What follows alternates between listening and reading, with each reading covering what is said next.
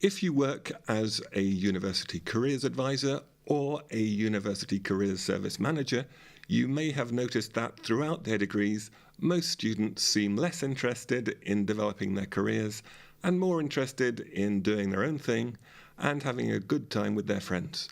Fortunately, the Higher Education Statistics Agency has introduced new graduate outcome measures that enable students to develop their careers in exactly those ways.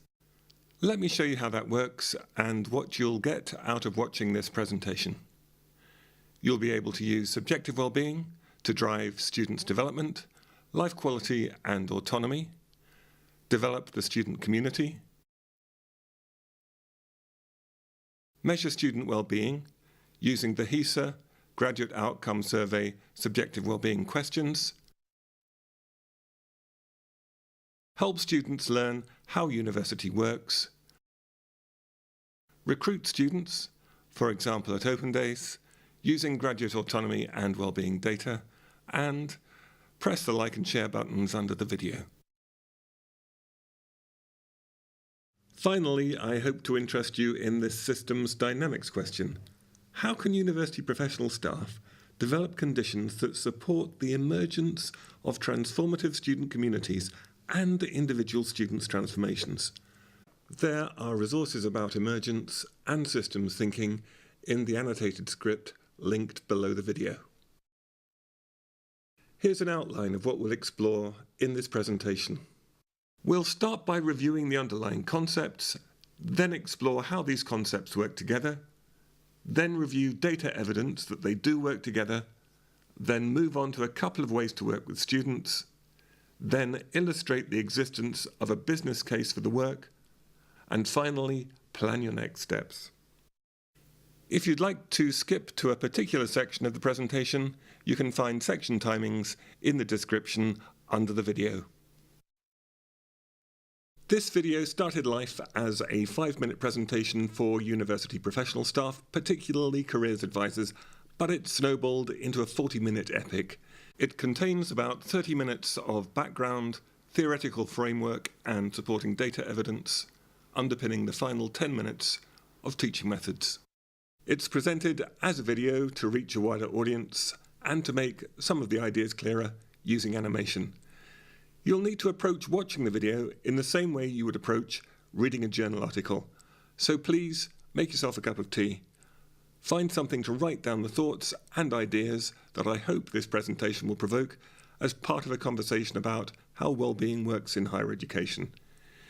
If you were reading an article, you might stop and reflect at the end of some paragraphs, so get ready to hit the pause button as you watch this video.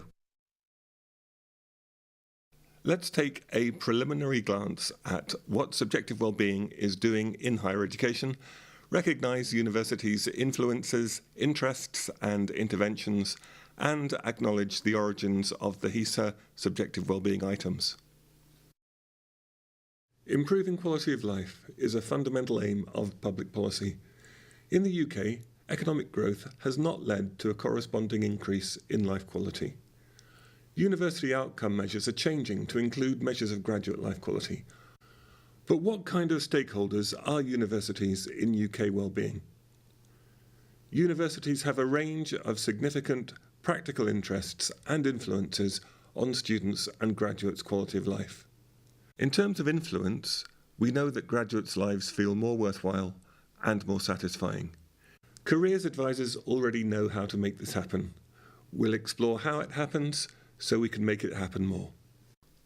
Higher education has a range of interests in graduates' subjective well-being outcomes. Value for money. Every student can develop life-wide, lifelong life quality. Engagement. Many students are not engaged with enhancing their graduate careers at the end of their courses, but almost every student's interested in improving their student life quality now. In this presentation, I'll show you ways to use subjective well-being to deliver employability. Autonomy.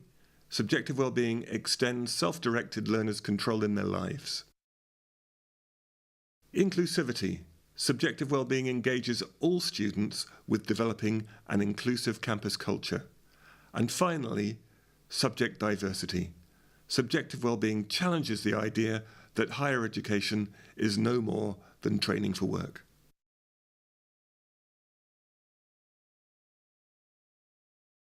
Enabling students to extend their autonomy and improve their life quality promotes graduates' life-wide career development. Perhaps that sounds unlikely. So let's explore theory that develops the Watts and Law DOTS framework, which underpins most universities' career education,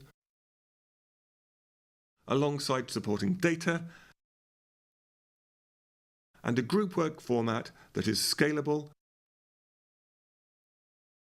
will prevent career development week 2 looking like this, and sets out to improve the life quality and mental health of every student. From 2019, these measures are included as core items in HESA's Graduate Outcome Survey, the revised Destinations of Leavers from Higher Education, or DELI survey, which is the basis for university graduate employment league tables. These items didn't get in there by accident. The 5 life-wide subjective well-being items are almost identical to the 5 subjective well-being items adopted by the UK Office of National Statistics and are included in HESA's Graduate Outcomes Survey to measure the broader life quality outcomes of higher education beyond training for work. This innovation reflects growing interest in measuring life quality gains to inform UK public policy. You can find background reading and references in the annotated script linked below the video. There are several reasons the term subjective well-being seems, at first, difficult to grasp. First, well-being is a big concept. There's well-being of the individual, of their neighbourhood, their community, of society, and of the whole living world, and they're all interrelated. In a sick society, it's harder for individuals to flourish, and, conversely, individuals who can improve their own well-being may be more committed to developing the well-being of their communities and the natural world. We're going to explore well-being at the level of the individual person. Secondly, subjective well-being sounds unreliable, like a subjective opinion. But subjective well-being refers to aspects of life quality which are experienced internally by the person, such as their happiness and overall satisfaction with life. These contrast with objective measures, such as income or life expectancy, which can be studied externally. Thirdly, if we use internet search volumes as a measure of public curiosity, while interest in well-being and happiness are almost equal, very few UK well-being searchers explore subjective well-being. Some of HESA's subjective well-being concepts seem less well established in the public mind. Newspapers contest whether worthwhile work is a good thing or a bad thing, and most web searches that include the term worthwhile are questions about what worthwhile means. Fortunately, universities are in the business of extending public understanding. Research literatures document the development, testing and application of the ONS HESA life-wide subjective well-being items. Much of this presentation explores how university performance and career development practices achieve these outcomes, but first, let's turn our attention briefly to the meaningful work item. A 2015 YouGov survey found 37% of working British adults say their job is not making a meaningful contribution to the world. University can improve graduates' ability to find meaningful work and meaningful postgraduate study. For example, universities' constructivist teaching approaches extend students' ability to construct their own knowledge and make their own meanings, developing habits and skills which graduates can use to know which work feels meaningful to them. As we will see later in this presentation, university career education can use values to operationalise the concept of meaningful work so students can pursue meaningful activities through their day-to-day occupational choices. You can find research linking meaningful work, values, well-being and productivity in the annotated script linked below the video.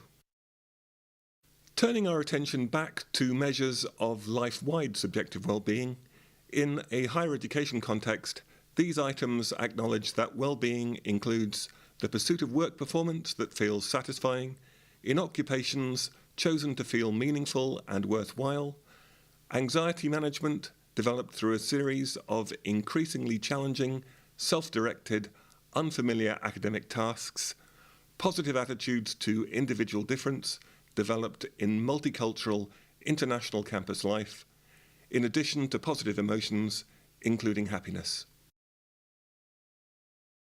Some degree courses that produce less well-paid graduates can use graduate subjective well-being data to attract students who value life-wide graduate life quality. But I noticed myself thinking, what kind of graduate wouldn't want the highest possible salary? I guess that means I've read so much about the graduate salary premium that I'm starting to forget a university education delivers significant, measurable, positive life quality outcomes besides promising training for work.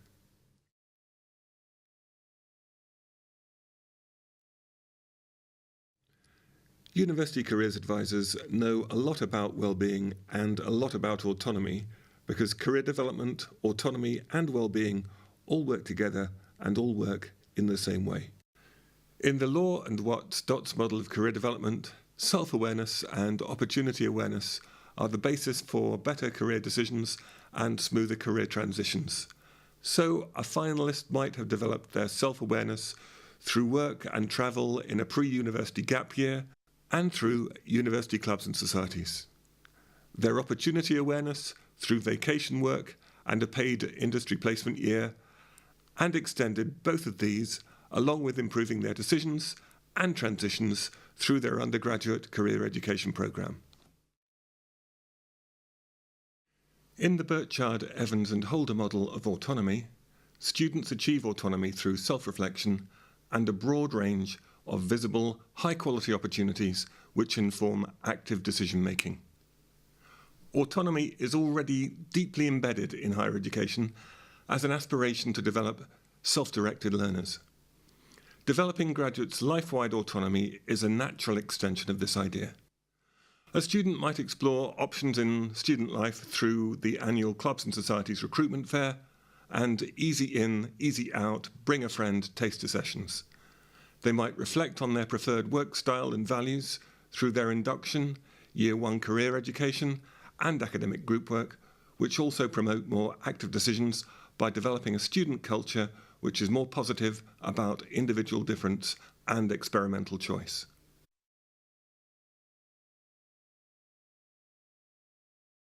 The New Economics Foundation dynamic model of well-being explores causal loops which are used in the systems thinking literature. Students' positive functioning leads to positive feelings that help the student stay on task and improve their functioning. This virtuous cycle of feelings and function, sometimes described as flourishing, contrasts with a vicious circle of underperformance and anxiety.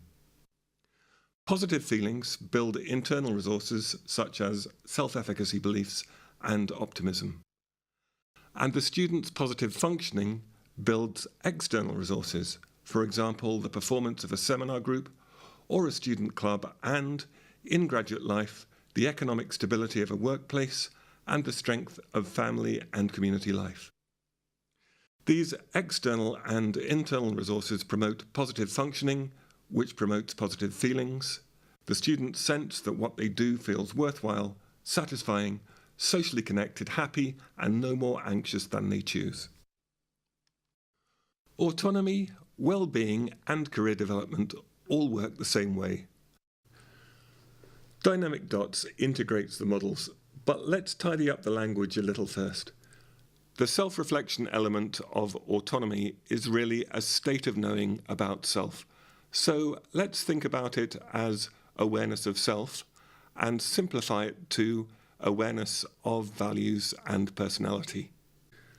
The self-awareness and opportunity awareness of the DOTS model are outcomes of the process of finding out. So let's refer to those processes as opportunity research and as research about self. Okay, how do these three models fit together? The New Economics Foundation Wellbeing Model sets out 4 areas of interest: personal resources, external resources, functioning, and feelings. The Burchard Autonomy Model describes goals for student self-directed development, the student's evidence-based self-awareness, for example, their awareness of their personality and values, students' access to a broad range of high-quality options, and students' active decision-making. The Law and Watts DOTS model of career education focuses on how these goals are achieved. But there's something missing here. Emotions arise in decisions and transitions, but also in actions and accomplishments, so these need to be recognised as part of positive functioning. You can find references linking action and accomplishment to subjective well-being in the annotated script linked below the video. Dynamic Dots illustrates how career education can use subjective well-being and autonomy to build the habits of career development. As they plan day-to-day occupational choices that improve the extent to which their student lives feel worthwhile, satisfying, happy, socially connected, and exciting, rather than anxious or boring, students extend their self-awareness, learn to research opportunities, and improve their decision-making and transition planning. But looking at the bare bones, in a career development context, Dynamic Dots is really the familiar Law and Watts DOTS model applied life-wide with emotional feedback. Students learn the habit of asking themselves, does this feel satisfying, worthwhile, socially connected, happy or anxious? Apply this habit in everything they do and consider doing in their graduate lives, and systematically take more control in each choice that they make. Dynamic Dots is an educational application of the New Economics Foundation Dynamic Model of Wellbeing. As we have already seen, the 4 components of the framework can accommodate various structures and theories. For example, internal resources can house models of personality, such as Costa and McRae's 5 factors, models of values, such as Schwartz, and models of states, such as Snyder's Hope. External resources can accommodate colleagues' personalities and values, and features of workplace culture, such as autonomy support. Various ways of improving life-wide functioning exist in the performance development literature: to-do lists, Gantt charts, Stephen Covey's 7 habits, negotiation skills, that kind of thing. A range of systems for classifying subjective experience exist beyond the measures used by HEA and ONS. We will bring other theory into the model later in the presentation, but this is Dynamic Dots. Describing students and graduates' diverse, complex, messy social realities is a very approximate business. The main aim of these models is to pique students' curiosity about practical ways to craft lives that better support their individual transformation and the emergence of transformative student communities. That might sound promising in theory, but where's the evidence that it works in practice? Well, if autonomy, subjective well-being, and career development all work in the same way, then we can expect graduates who have learned to live lives that feel more worthwhile and satisfying to exert more control in their career choices, to more reliably enter graduate-level occupations, and to earn higher salaries. We can use this data, collected from around 2,600 graduates in a 2013 pilot study, which supplemented the Delhi telephone survey with the HEA subjective well-being items. The raw 0 to 10 subjective well-being scores have been converted to percentiles in the distribution of scores to make them easier to interpret. For example, a 65th percentile happy score means happier than 64% of the survey population. The Delhi reasons for taking the job question can function as an autonomy indicator. We score each main reason for taking the job using Burchard's 3 components of autonomy. This is a very approximate method that you might still invite students to use in exploring autonomy as part of a career development group work. Then we rank the main reasons for taking the job by the estimated autonomy scores and compare these with the graduate scores for their sense that what they do in their lives feels satisfying and worthwhile, the percentage in graduate level jobs, and their graduate salaries. By comparison with the less autonomous graduates, a higher proportion of the more autonomous graduates work in roles which use their degrees, and they typically earn higher salaries. These more autonomous graduates live lives that feel more satisfying and worthwhile by applying habits they developed during their university educations. Let's return to our original test and sort this data using the worthwhile scores highest to lowest. Graduates who have learned to live lives that feel more worthwhile and satisfying exert more control in their career choices, more reliably enter graduate level occupations, and earn higher salaries. Let's have a look at 3 other features of the data. Graduates who are gaining experience tend to be relatively poorly paid in non-graduate roles. Perhaps this feels worthwhile as part of a longer-term plan. Graduates progressing with their existing employer tend to be well paid and satisfied, perhaps by their promotion, but they might achieve a greater sense that what they do in their life is worthwhile by exploring a broader range of options, including other employers and other roles. Finally, graduates who choose their job mainly because it was well paid tend to live lives that feel less worthwhile and are not outstandingly well paid. But overall trends in the data support the idea that autonomy, subjective well-being, and career development all work in the same way. How might that work? Does autonomy lead to subjective well-being, or vice versa? Perhaps students who learn to make more autonomous choices experience a greater sense that what they do feels satisfying, worthwhile, socially connected, happy, and exciting rather than anxious.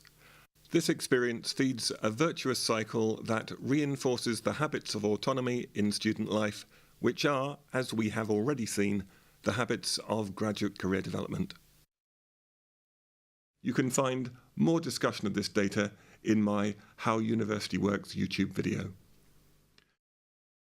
Careers advisors can extend students' subjective well-being, autonomy, productivity, and career development through university career education. Careers advisors already know how to help students develop more satisfying performance by developing their self-awareness and positive attitudes to individual difference. Many universities use models, such as Myers-Briggs Type and Belbin's team roles, in group work that help students develop roles and work styles that respond to their personalities and preferences, so their performance feels more satisfying. In the same way, we can use the much overlooked Schwartz Values Survey in self-assessment group work that helps students choose goals and activities that respond to their values and feel worthwhile. As we will see, attitudes such as curiosity, initiative, and ingenuity that emerge when people choose occupations that align with their values overshadow skills as determinants of early career performance. A 21-item version of the Schwartz Values Survey has been part of each biennial round of the European Social Survey since 2002. The model classifies values into 10 groups. This is a study of Schwartz basic human values across 32 occupations. Here I downloaded European Social Survey data to explore how value group scores vary by age in the UK adult population. The majority of UK first-year undergraduates enter university directly from school. This is the ranking of 18 and 19-year-olds' top priority values, weighted for the gender distribution of 2016-17 UK first-year undergraduates. Consistent with observations of student life, first-year undergraduates' most common top priorities include looking after their friends, seeking pleasure, and doing their own thing. When these students do their own thing with their friends in the pursuit of pleasure and sensual gratification, they may be learning to sensitize their occupational choices to their values, learning to choose occupations which feel worthwhile, and, as we will see in a moment, developing the attitudes of productivity. However, 18 and 19-year-olds don't all share the same value priorities. The top priority value for 1 in 10 is universalism, while around 1 in 15 prioritise tradition and conformity. Communities of clubs and societies have evolved in universities, interconnected by individual friendships forged on courses and in halls of residence. These clubs and societies and less formal interest and friendship groups provide an unparalleled 3-year window of opportunity for students to explore their values and motivations and develop their performance. Year 1 induction group work, which enables every student to use a common language to explore individual differences in how they achieve their most satisfying performance, for example using Belbin's roles and Myers-Briggs type, and in what feels worthwhile, for example using Schwartz values, can support the development of more committed, productive clubs, societies and informal collaborations, and more committed, productive graduates. Attitudes such as curiosity, initiative, ingenuity and drive for results emerge when students and graduates choose activities which feel worthwhile because the activities align with the person's values. Mark Murphy's research on new hires suggests that skills are less important than attitudes in determining workplace productivity in the early stages of graduates' careers. When employers say universities don't produce graduates with the right attitude, they may really mean, please teach university students how to make values-based occupational choices so what they choose to do feels worthwhile to them. Resources such as Prospects Planner achieve this in graduates' early employment transitions, but career education can release productive attitudes into the campus community from the beginning of students' degree programs by exploring values, personality, and identity. When universities' induction processes teach students how university works and university funding arrangements satisfy students' physiological and safety needs, students can invest their time, energy and attention in their growth and transformation through experimental choices, self-discovery, and by interaction with the beliefs, expectations, priorities and attitudes expressed by their colleagues and friends, academics and visiting speakers, student clubs and societies, and university debating unions.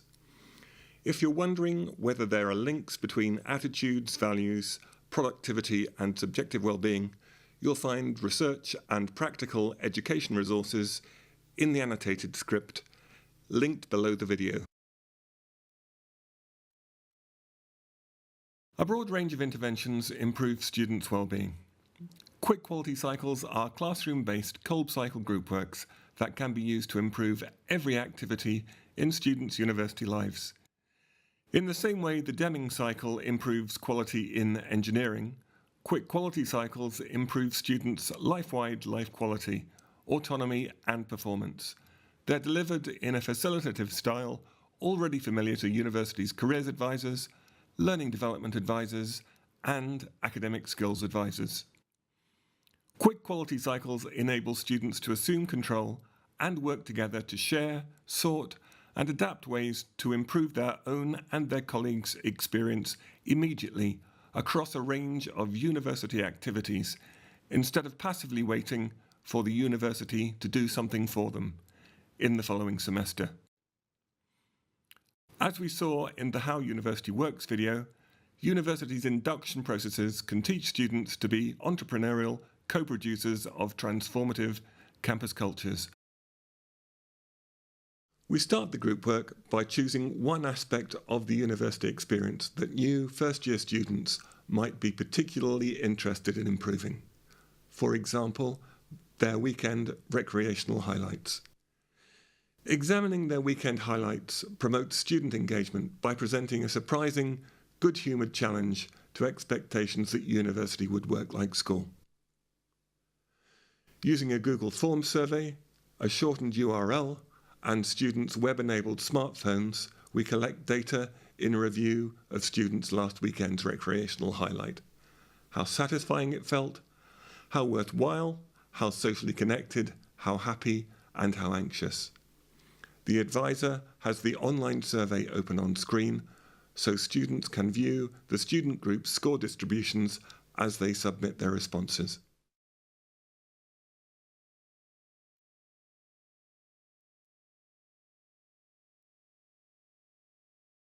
The second part of the workshop invites students to discuss what one thing they can do to make their next weekend's recreational highlight feel more satisfying, more worthwhile, happier, more socially connected, more exciting, and less anxious. First in pairs, then in small groups, then sharing in the whole group.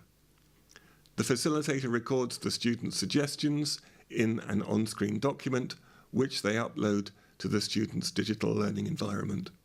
We can introduce students to models such as DC and Ryan's Self-Determination Continuum and Snyder's Hope to examine practical opportunities to live with more autonomy through university. Students can explore ways to build the habits of autonomy into their lives, a discussion which can be structured around Burchard's components of and constraints on autonomy. Maslow's hierarchy helps students to review how they spend their time. Residential higher education presents inconspicuous, once-in-a-lifetime opportunities for students to work on their individuation and self-actualization, while university systems provide food, shelter, security, and friendships. Developing students' autonomy and perceived control tends to promote social mobility, which is a particular challenge in the UK. You can find references in the annotated script linked under the video. Students with patchy strategies hear from students with better developed strategies without any students being labelled with a problem such as anxiety or isolation. The group work format is scalable. In fact, it's a scalable upstream mental health intervention that aims to measurably improve every student's life quality, so the mental health distribution in the student community moves upfield, and the number of distressed and languishing students is reduced. This same format can be facilitated for a very broad range of university activities by student course representatives and universities' careers advisors, learning development advisors, and academics. In this way, students can develop more satisfying, worthwhile, happier, more exciting, and more socially connected background reading, business simulations, design coursework, dissertations, evening highlights, exam preparation, exams, fieldwork, final critiques, group projects, in-class tests, independent research, informal peer critiques, lab work, lectures, learning from feedback, live performance, peer assessment, portfolio development, presentations, professional practice, project development, report writing, seminars, shared accommodation, studio practice, summer vacations, tutorials and dissertation supervision, weekend adventures, weekend recreation, and work-based learning. By regularly reviewing and improving their university experience, we invite students to expect their lives to feel increasingly satisfying, worthwhile, socially connected, happy, and exciting rather than anxious, and to establish habits that extend students' autonomy and measurably improve their life-wide life quality as a normal part of their day-to-day university experience. So what makes this intervention special? Let's use the DC and Ryan Self-Determination Continuum to imagine the motivation of a student who has been steered into university by their teachers and parents. By comparison with advising students to do this or that, quick quality cycles invite students to identify activities and approaches that are more intrinsically motivated and more internally regulated. Students can more easily begin, develop, and sustain these activities and approaches because they emerge from students' established habits and lifestyles, values and personalities, situations and relationships. They're actively chosen from a broad range of options and respond to students' own sense of self, so quick quality cycles promote student autonomy. Every time students complete a quick quality cycle, they operate each DOT's career development stage. They may not be choosing a graduate occupation, attending an assessment centre or completing an online application form, but they are extending their self-awareness, opportunity awareness, decision learning, and transition learning. They're learning to read decisions as a cue to research options and learning to compare each option with their values and personality so they make choices that contribute to their life-wide life quality and performance development. Quick quality cycles generate data that supports students' engagement with the review process and with making their next plan. Across several cycles, the data presents evidence of life quality improvement, a goal that is immediately attractive and engaging for every student. If a degree course staff team wants to track students' life quality, you can invite students to paste a link to your online subjective wellbeing survey on their smartphone home screens and set a daily alarm as a prompt to complete the 10-second survey. If you use a web-based survey platform such as Google Forms, rather than the University Digital Learning Environment survey tool, students may feel more confident that their responses will remain anonymous. Your academic and student colleagues can see short-term trends in student experience, measure improvements that they achieve, use these visible accomplishments to fuel their enthusiasm, and work together to understand and solve problems immediately they appear in the data. We can add inclusivity items to the survey so students can explore whether they are, for example, accidentally excluding English second language speakers from aspects of university life. Most students want a rich, inclusive, multicultural university experience and will act on evidence that their course culture is, actually, less inclusive than they had imagined. Let's look briefly at how students respond to this work in practice. If they progressed into a university's self-directed performance development playground by complying with being taught to the test at school, students sometimes respond to this work by asking, "Why are we doing this?" and "Is this assessed?" If your intervention is part of a career development sequence, or ideally a career education module, then your intended learning outcomes can be set out at the start of the course and in the student module handbook, and discussed and refined with students as part of the course. Engineering and physical science students sometimes suggest emotions are an obstacle to rational endeavour and question the place of subjective well-being in their higher educations. Models such as the Loveheim Cube illustrate a rational physiological basis for emotion. Dynamic Dots demonstrates how students can employ their emotions to reliably inform day-to-day occupational choices, roles and work styles, and improve their life-wide life quality. Students welcome careers advisors and learning development or academic skills advisors who get alongside them to help them share practical ways to improve every aspect of their university experience. Much university careers and learning development work recognises life-wide goals, so many of our existing activities improve students' subjective well-being and life quality. We can use these 5 subjective well-being items to measure the outcomes of our existing group works. Universities have a commercial league table interest in improving student satisfaction. Any group work that invites students to share and co-develop ways to make their university activities feel measurably more satisfying tends to improve students' engagement and scores in satisfaction surveys. Besides developing students as co-producers of transformative university cultures, increasing students' autonomy and improving their subjective well-being helps recruit students at open days. Universities can present employment outcomes in terms of graduates' autonomy and control in their early career transitions, using existing main reasons for taking the job data collected in the HEA Graduate Destination Survey. This complements conventional salary and graduate level job statistics, and in combination with well-being data, lends objective credibility to your graduates' accounts of how they built self-directed, productive lives that feel worthwhile, satisfying, happy, socially connected, and exciting rather than anxious. So to summarise, the 5 Office of National Statistics subjective wellbeing questions are core items in HESA's Graduate Outcomes Survey for New Delhi from 2019.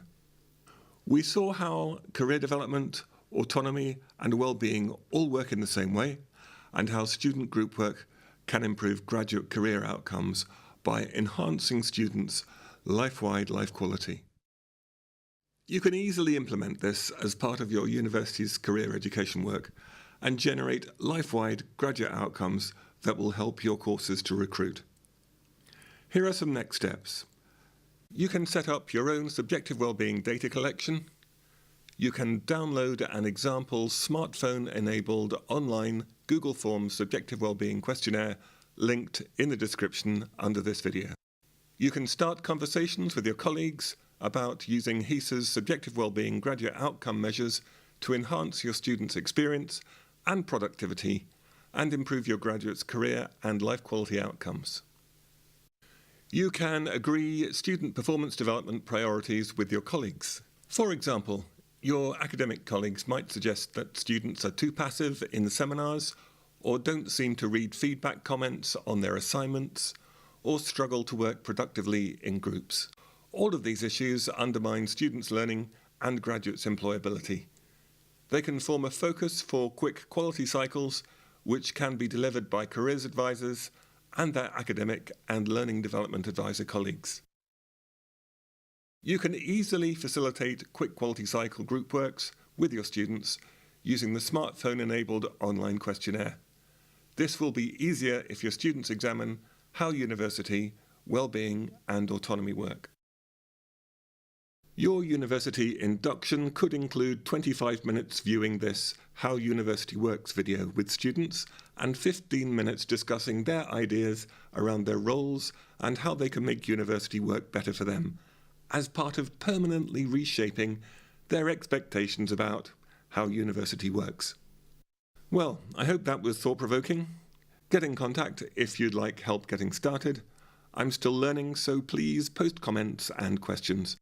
If you want to develop this conversation, like and share the video. See you next time.